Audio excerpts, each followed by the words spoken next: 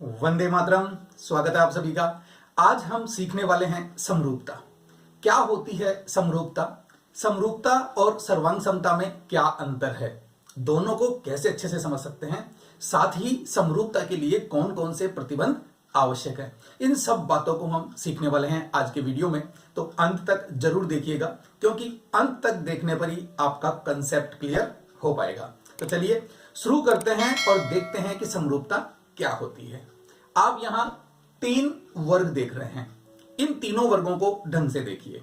पहला वर्ग लाल है, दूसरा हरा और तीसरा नीला। इन तीनों वर्गों को ढंग से देखने पर हमें दिखाई दे रहा है कि तीनों वर्गों का आकार एक जैसा है। तीनों ही वर्गाकार हैं। ये भी वर्ग के आकार का है, ये भी वर्ग के आकार का है और ये भी वर्ग के आकार का है।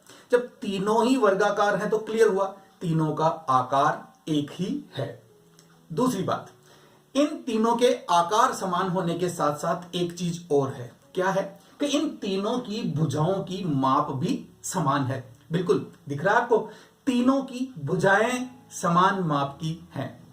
तो ऐसी आकृतियां जिनके आकार और जिनकी माप समान होती है, सर्वांग सम आकृतियां कहलाती है। सर्वांग समता आपने कक्षा 9 में पढ़ी है और बहुत अच्छे से सीखा था। चलिए एक बार देखते हैं हम कि ये सर्वांग समता होती क्या है। सर्वांग सम, आपको ये जो शब्द है सर्वांग सम, ये सर्वांग सम शब्द ही आपको स्वयं का अर्थ बताता है। देखिए कैसे। सर्वांग सम में आप देख रहे हैं सर्व प्लस अंग प्लस सम। क्या मतलब निकला? सर्व यानी सभी, अंग यानी कि भाग और सम यानी कि समान।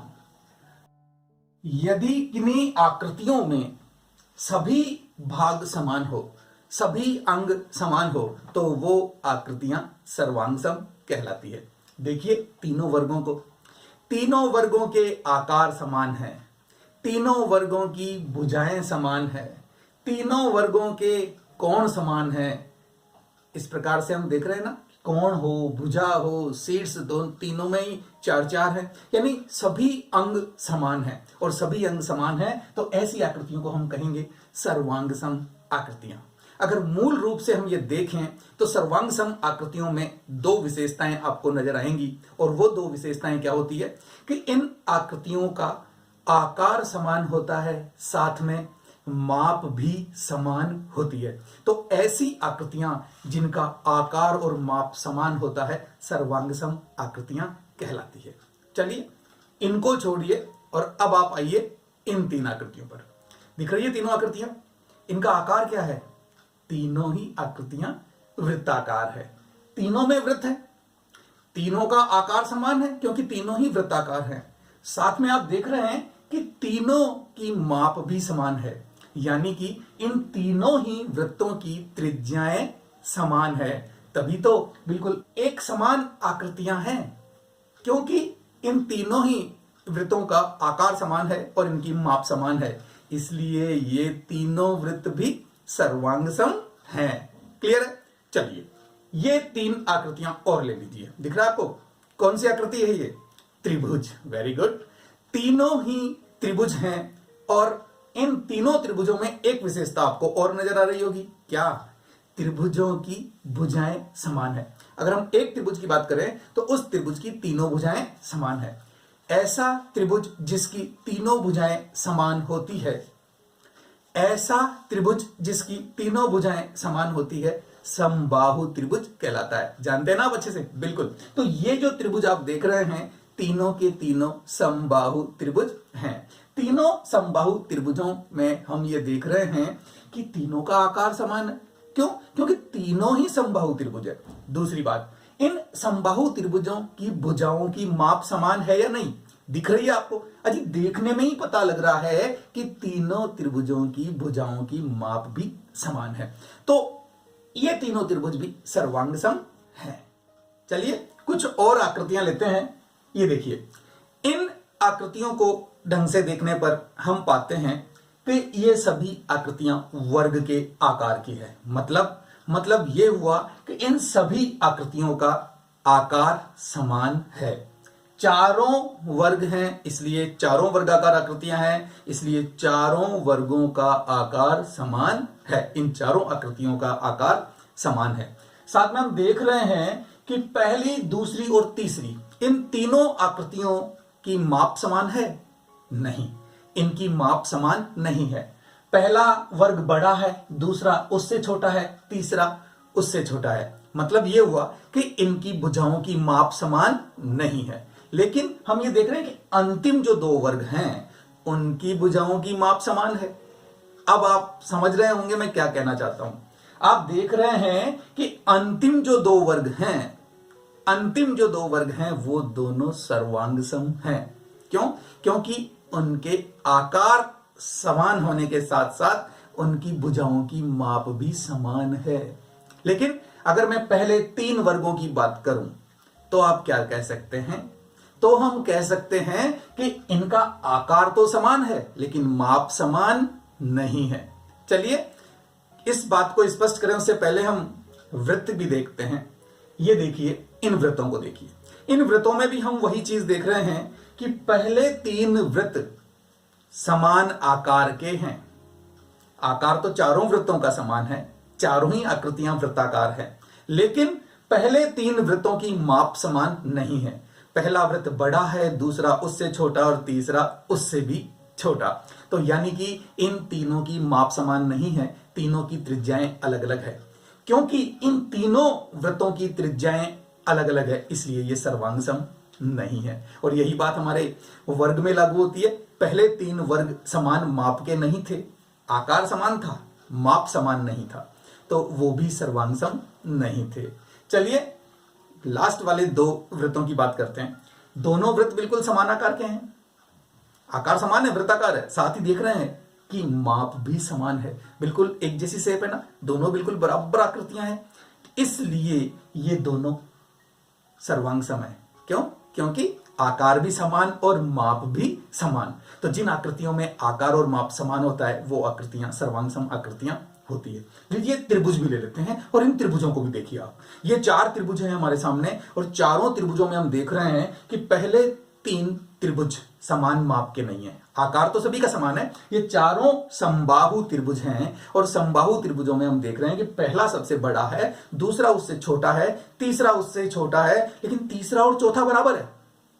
बिल्कुल आकार भी समान है और माप भी समान है, भुजाओं की माप भी समान है। इसलिए हम कह सकते हैं कि अंतिम दो त्रिभुज सर्वांग सम है, क्योंकि आकार भी समान है और माप भी समान है। लेकिन पहले तीन त्रिभुजों की अगर हम बात करें तो वो तीनों त्रिभुज आकार तो समान है क्योंकि तीनों के तीनों समबाहु त्रिभुज है, लेकिन माप समान नहीं है, भुजाएं अलग अलग माप की है। इसीलिए पहला बड़ा है, दूसरा उससे छोटा है और तीसरा उससे भी छोटा है। इसका मतलब यह हुआ कि ये तीन त्रिभुज सर्वांग सम नहीं है क्योंकि इनके सभी अंग समान नहीं है।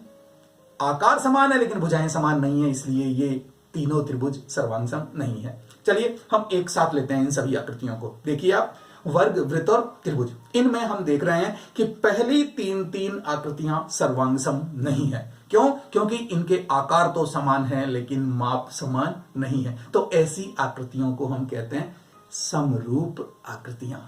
रूप तो समान है लेकिन माप समान नहीं है। रूप से तात्पर्य आकार, रूप से तात्पर्य है आकार, आकार तो समान है लेकिन माप समान नहीं है, तो ऐसी आकृतियां समरूप आकृतियां कहलाती है। क्योंकि जिस तरह से हमने देखा कि सर्वांग समता में सभी अंग समान, तो फिर समरूपता में क्या होगा? समरूप। समरूप मतलब समान रूप। अगर दो आकृतियों का रूप समान है तो हम उन दोनों आकृतियों को समरूप आकृतियां कहेंगे। क्लियर है? शब्द अपना अर्थ स्वयं बताता है, देखने की आवश्यकता है।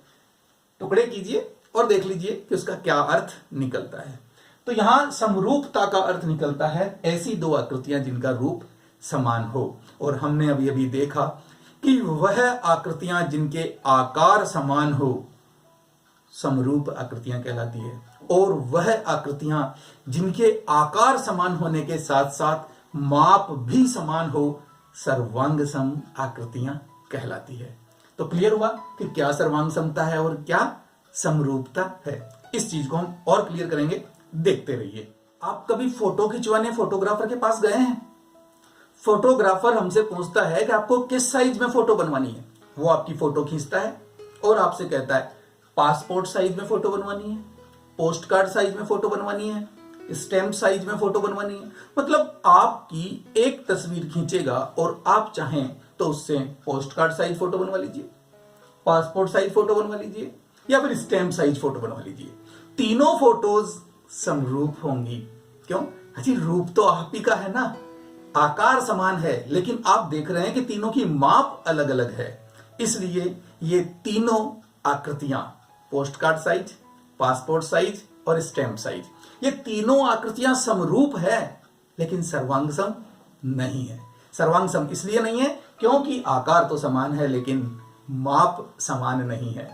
और जिन आकृतियों का आकार समान होता है उन्हें हम समरूप आकृतियां कहते हैं। तो ये है हमारी समरूप आकृतियां। चलिए समरूपता को और अच्छे ढंग से समझते हैं। हम लेते हैं इन दो आकृतियों को और समझते हैं इनसे समरूपता को और ढंग से। साथ ही क्लियर करते हैं कि समरूपता के लिए प्रतिबंध क्या हो सकते हैं, कौन से प्रतिबंध आवश्यक है जिसके बेस पर हम ये कह सकें कि दोनों आकृतियां समरूप है। तो चलिए, आपको यहां दो चतुर्भुज दिखाई दे रहे हैं।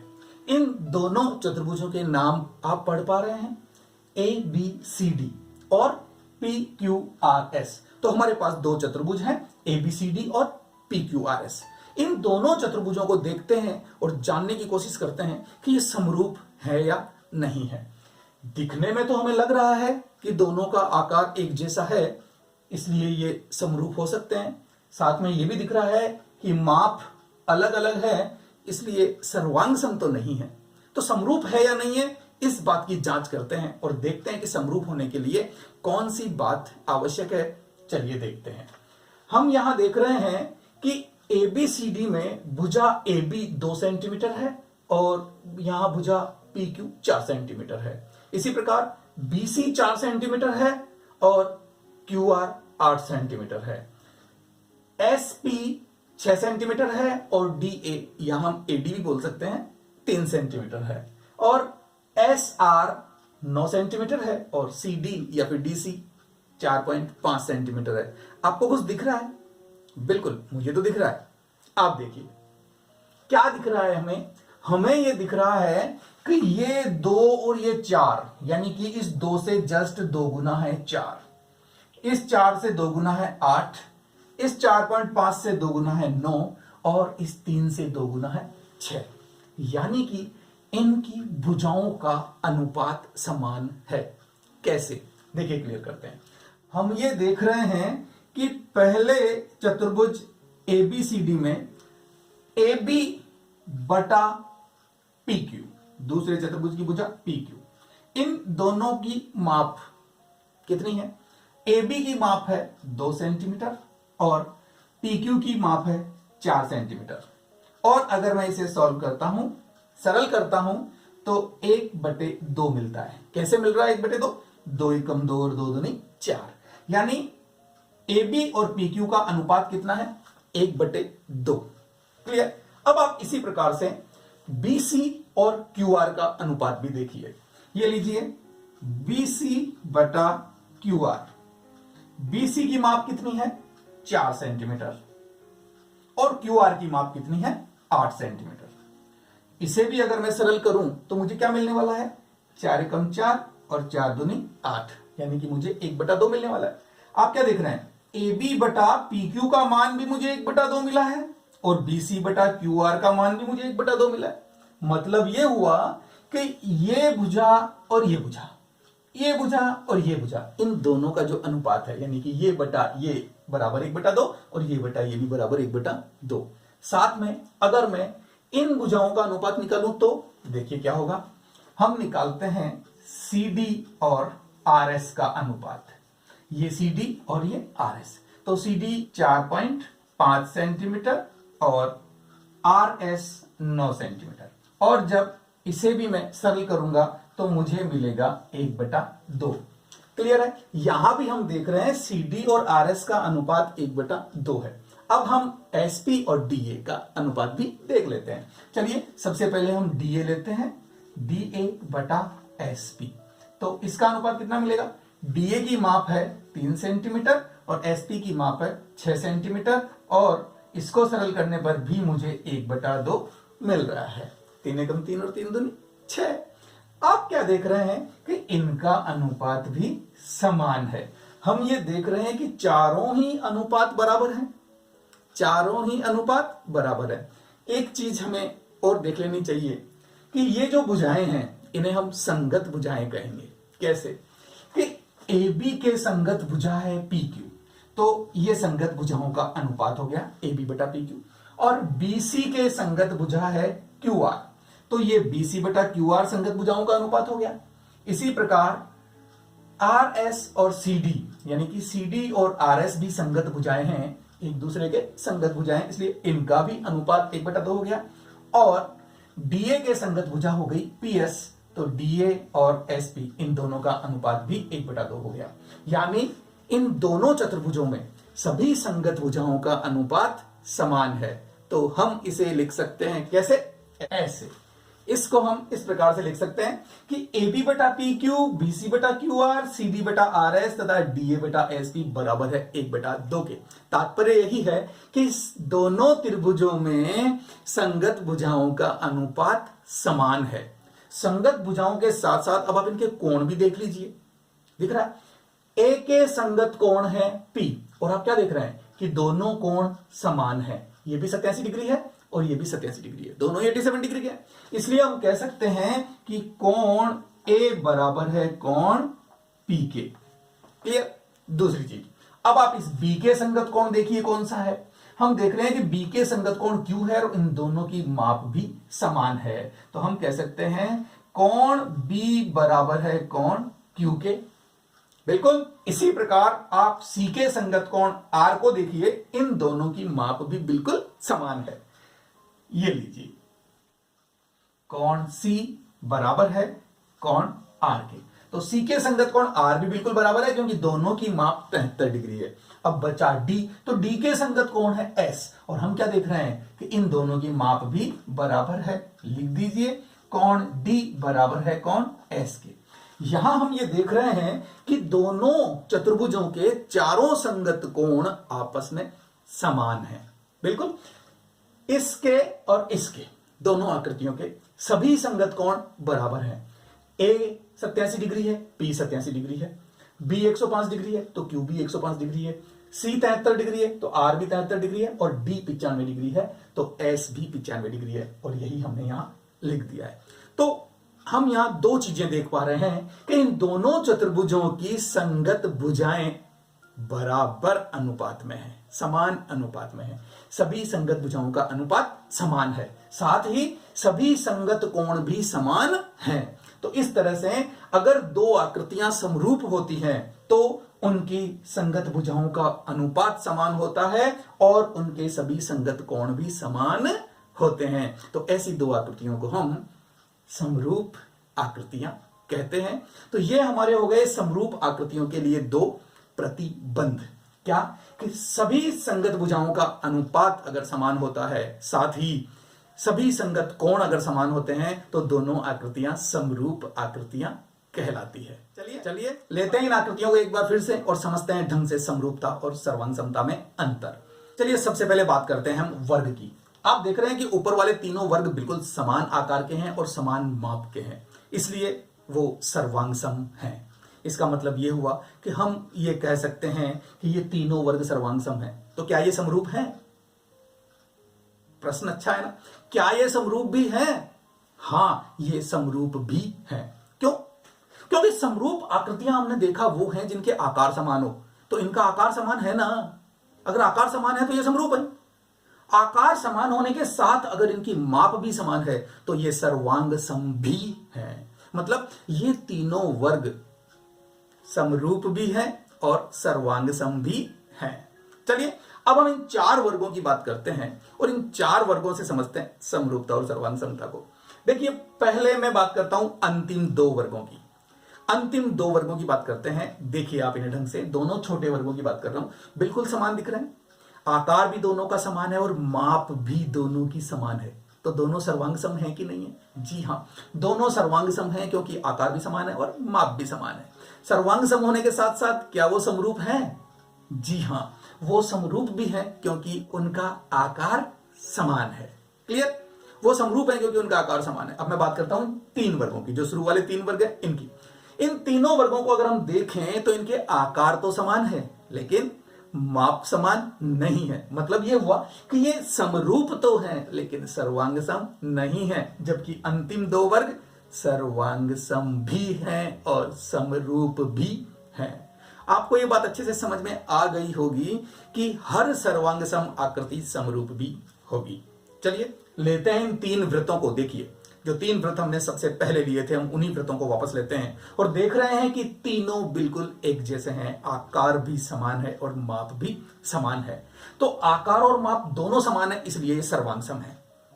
लेकिन क्योंकि इनका आकार समान है इसलिए ये समरूप भी है। रूप को देखिए ना, एक जैसे दिख रहा है, एक जैसे है ना, आकार समान है तो बस समरूप है, यानी ये तीनों वृत्त समरूप भी है। अब मैं लेता हूं ये चार वृत्त, आपको दिख रहा है पहले तीन वृत्त आकार में समान है लेकिन माप में समान नहीं है, इसलिए ये समरूप है। समरूप है क्योंकि तीनों का आकार समान है।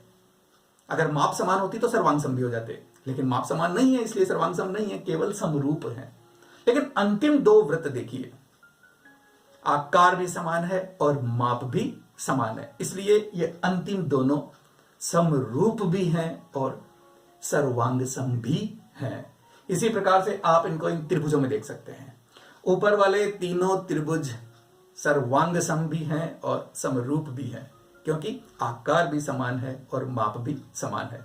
क्योंकि आकार समान है इसलिए समरूप है और आकार और माप दोनों समान है इसलिए सर्वांग सम है। अब इन चार को देखिए, इन चार त्रिभुजों में हम देख रहे हैं कि पहले तीन समरूप हैं क्योंकि आकार समान है, माप समान नहीं है, इसलिए केवल समरूप है।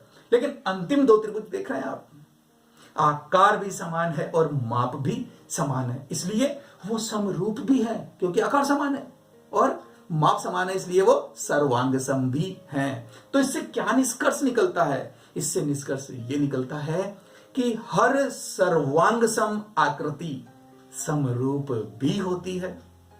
हर सर्वांग सम आकृति समरूप भी होती है, लेकिन हर समरूप आकृति सर्वांग सम हो यह आवश्यक नहीं है। लेकिन हर सर्वांग सम आकृति समरूप होती है। तो क्लियर? आपके ये समझ में आ जाना चाहिए कि सर्वांग सम और समरूपता यानी कि समरूप, हर सर्वांग सम आकृति समरूप होगी, लेकिन हर समरूप आकृति सर्वांग सम नहीं हो सकती। तो क्लियर? हर सर्वांग सम आकृति समरूप होगी, लेकिन हर समरूप आकृति सर्वांग सम हो यह आवश्यक नहीं है। क्लियर? चलिए अब हम देखते हैं और अच्छे से और क्लियर करते हैं हमारे कंसेप्ट को, सर्वांग सम और समरूप। ये दो आकृतियां और समझते हैं सर्वांग समता को ढंग से। आपको इन दोनों आकृतियों में एक चीज कॉमन नजर आ रही है। हमने देखा था कि दो आकृतियां समरूप होती हैं यदि उनकी सभी संगत भुजाएं समानुपाती हो और सभी संगत कोण समान हो। आप यहां देख रहे हैं कि ऊपर वाली आकृति वर्गाकार है। आप जानते हैं वर्ग के सभी कोण समकोण होते हैं, तो इस वर्ग के सभी कोण समकोण हैं, प्रत्येक कोण 90 डिग्री का है। साथ में आप ये दूसरी आकृति जो देख रहे हैं, इस दूसरी आकृति में भी आपको यही दिख रहा है कि सारे कोण समकोण हैं। क्या ये वर्ग है? देखिए इसकी भुजाओं को और पता लगाइए कि ये वर्ग है या नहीं है। जी हां, ये वर्ग नहीं है, ये एक आयत है, क्योंकि इसकी सम्मुख भुजाएं समान है, चारों भुजाएं बराबर नहीं है, इसलिए ये वर्ग नहीं है, ये आयत है। तो इस वर्ग और आयत दोनों में सभी संगत कोण समान है। इसके भी प्रत्येक कोण का मान 90 डिग्री है और इसके भी प्रत्येक कोण का मान 90 डिग्री है। तो क्या ये समरूप है? नहीं ना, दिख ही रहा है रूप समान नहीं है, क्योंकि इसका आकार वर्ग के आकार का है और इसका आकार आयत के आकार का है, इसलिए दोनों के आकार समान नहीं है। तो आकार समान नहीं है तो दोनों समरूप नहीं है। इसका मतलब यह हुआ कि यदि हम इस प्रतिबंध को देखें, कौन से को, कि दोनों में कोण बराबर हैं, संगत कोण बराबर हैं, तो क्या यह पर्याप्त प्रतिबंध समरूप कहने के लिए आकृतियों को? स्पष्ट हो रहा है ना? नहीं, क्यों? क्योंकि ये दोनों समरूप आकृतियां नहीं है, जबकि दोनों में इनके संगत कोण समान है। क्लियर? चलिए हम दो आकृतियां और लेते हैं और कंसेप्ट करते हैं ढंग से। क्लियर? ये लीजिए, इन दोनों आकृतियों को देखिए। अब आप इन दोनों आकृतियों में आप देख रहे हैं कि ऊपर तो आकृति वर्ग है, सभी भुजाएं समान है। अब आप नीचे देखिए, इस आकृति को हम कहते हैं समरूप चतुर्भुज। क्लियर? तो इस समरूप चतुर्भुज की भी चारों भुजाएं बराबर है, इसकी भी चारों भुजाएं बराबर है, इसकी भी चारों भुजाएं बराबर है। और अगर इनकी भुजाओं के अनुपात को देखूं तो देखिए अनुपात समान है, 3/4, 3/4, 3/4, 3/4। सभी संगत भुजाओं का अनुपात समान है ना? तो सभी संगत भुजाओं का अनुपात समान है, क्या ये दोनों समरूप हैं? जी नहीं। क्यों नहीं है? क्योंकि दोनों का आकार समान नहीं है, वो तो वर्ग है और ये समचतुर्भुज है, इसलिए ये दोनों समरूप नहीं है। क्लियर? लेकिन हम देख रहे हैं कि संगत भुजाएं तो समानुपाती है। हमने प्रतिबंध निकाला था कि जिनकी संगत भुजाएं समानुपाती होती है वो समरूप होते हैं। जी हां, प्रतिबंध निकाला था, लेकिन प्रतिबंध के साथ एक प्रतिबंध और था कि संगत कोण भी समान होने चाहिए। और आप यहां क्या देख रहे हैं? संगत भुजाएं तो समानुपाती है, लेकिन संगत कोण समान नहीं है। क्योंकि संगत कोण समान नहीं है, इसलिए ये समरूप नहीं है। तो आपके दिमाग में एक बात क्लियर हो जानी चाहिए, क्या? कि दो आकृतियों की संगत भुजाएं समानुपाती भी हो और संगत कोण भी समान हो, तभी दोनों आकृतियां समरूप आकृतियां होती है। क्लियर? दो आकृतियों में सभी संगत भुजाएं समानुपाती भी होनी चाहिए और सभी संगत कोण समान भी होने चाहिए, तभी वो आकृतियां समरूप आकृतियां कहलाएंगी, वरना नहीं। तो आपने देखा क्या कि सभी वर्ग जिनकी माप समान हो चाहे ना हो, सभी वर्ग समरूप होते हैं। क्लियर है? जी हां, वर्ग की सभी भुजाएं समान होती है। अब अगर वर्ग की अलग अलग माप वाली भुजाएं होंगी, जैसे कि हम देख रहे हैं, तो कितने भी वर्ग बना लीजिए आप, सभी वर्ग समरूप ही होंगे। क्लियर है? सर्वांग सम होना जरूरी नहीं है, लेकिन समरूप तो पक्का होंगे। यानी हम ये कह सकते हैं कि प्रत्येक वर्ग समरूप होता है। और इसके साथ हम ये भी कह सकते हैं कि हर वृत्त समरूप होता है, प्रत्येक वृत्त भी समरूप होता है, चाहे अलग अलग माप के हो। सर्वांग सम नहीं होंगे अगर माप अलग अलग है तो, लेकिन समरूप तो होंगे, क्योंकि रूप सभी का समान है, आकार सभी का समान है। अगर मैं त्रिभुज की बात करना चाहूं तो आपने देखा था अभी समबाहु त्रिभुज, केवल समबाहु त्रिभुज पर यह प्रतिबंध लागू हो सकता है कि प्रत्येक समबाहु त्रिभुज समरूप होता है। सर्वांग सम हो चाहे ना हो, लेकिन समरूप तो होगा ना। बिल्कुल समरूप होगा, क्योंकि समबाहु त्रिभुज का आकार समान होगा। ये भी समबाहु त्रिभुज, ये भी समबाहु त्रिभुज और ये भी समबाहु त्रिभुज, इसलिए सभी समबाहु त्रिभुज समरूप होंगे। अगर आप ये बात कहने लगे कि समद्विबाहु त्रिभुज भी समरूप होगा, जी नहीं। समद्विबाहु त्रिभुज में दो भुजाएं तो समान होती है, लेकिन तीसरी भुजा अलग होते ही आकार में फर्क आ जाएगा, आकार समान नहीं होगा, इसलिए समद्विबाहु त्रिभुज, सभी समद्विबाहु त्रिभुज समरूप नहीं होते। केवल और केवल समबाहु त्रिभुज ही समरूप होते हैं।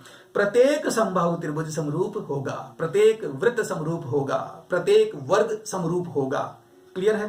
तो ये बातें आपको ध्यान में रखनी है। आज हमने इतना कर लिया है कि हम प्रश्नावली 11.1 का प्रत्येक सवाल बहुत अच्छे से कर सकते हैं। तो हमने आज देखा कि दो आकृतियां सर्वांग सम होती हैं यदि उनका आकार और माप समान हो, और यदि केवल आकार समान हो तो वो समरूप आकृतियां कहलाती है। और इन आकृतियों का ये गुण क्या कहलाता है? समरूपता। क्लियर? तो हमने आज समरूपता को बहुत अच्छे से समझाया है। आपको अगर ये अच्छे से समझ में आया तो कमेंट करके जरूर बताइए। अगर आपको कुछ कमी लगी, कुछ समझ में नहीं आया, तो भी आप मुझे कमेंट कीजिए, मैं आपकी उस शंका का समाधान करूंगा। निश्चित रूप से अगर आपको वीडियो पसंद आया तो लाइक कीजिए, शेयर कीजिए अपने दोस्तों को और उनके भी कंसेप्ट कीजिए क्लियर। ठीक है? मिलते हैं नेक्स्ट पार्ट में और सीखेंगे इससे आगे। Okay, bye.